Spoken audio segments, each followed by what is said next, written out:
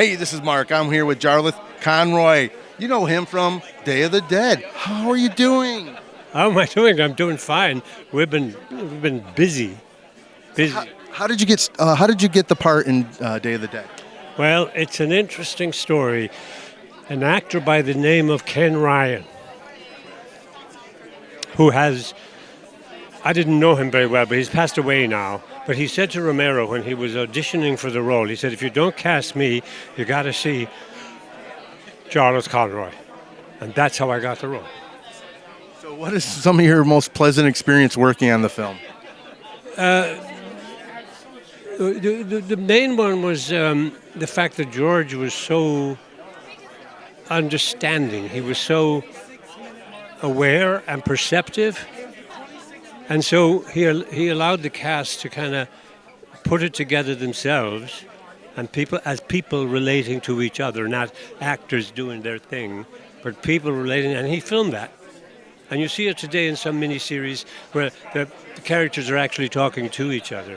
And there are silences and stuff. So that's what I remember most. And I was early to the movie business at that time, so it was a great relief to be working with George and with Terry and Laurie and all of them. Gary, who's gone, and Richard Liberty and Ralph Marrero, they're all gone. And Joe Pilato. But I'm impressed and stupefied by the fact 40 years later, we have young people coming in here and they're very enthusiastic about the movie. It's like being rediscovered. Now, you saw George's previous movies before you started working with him in this one. No, I don't like horror movies. Well, I didn't back then. I watched Boris Karloff in The Mummy when I was a child. I didn't sleep that night and maybe for other nights. So since then, I kind of leave horror alone. But I'm getting more used to it now. I just did a bit in Screamboat, which is out, I think. Yes, it's out. And but that's a horror movie, horror comedy. Has a sense of humor about itself. There's gore, but there's also lightheartedness. So that was fun. I only had a day on it, but it was good. So since then, about 15 years ago, you appeared in a little movie called True Grit, working with the Coen brothers. Tell us a little bit about that. Oh, well, that was, where did we do that? I think somewhere in Georgia. It was again a very easy, simple. They don't say do it this way, do it that way. They take it in, and they might ask you to adjust a little bit, but otherwise they're very easy to work with. And Haley Seinfeld was terrific. I think she was 12. She was a powerhouse back then. I remember that performance. Yes, she was, and she continues to be. I joke that she doesn't call me anymore. So what do you got coming down the pipeline? What have you been up to? There's a movie out now.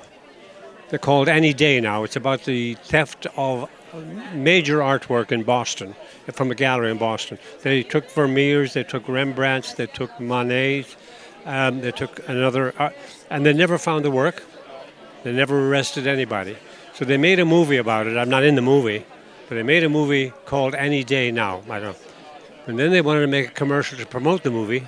So what they did was they cast characters to play the artists whose work had been stolen. And the premise is the artists show up every night at the museum trying to solve the problem. And they cast me as Rembrandt. It's an honor. Oh, absolutely. I couldn't live up to it. I can paint a door. So how can we see that? I think if you go to YouTube and put in Any Day Now, or put in, well, search it for that because I don't know. Any Day Now trailer. Any Day Now promo. Oh, okay. Something like that. Yeah. Well, it was a pleasure. It was a pleasure speaking with you. We don't want to take up too much of your time, and it's been an honor. Thank you. And this is Mark at the Monroeville Mall at Living Dead Weekend.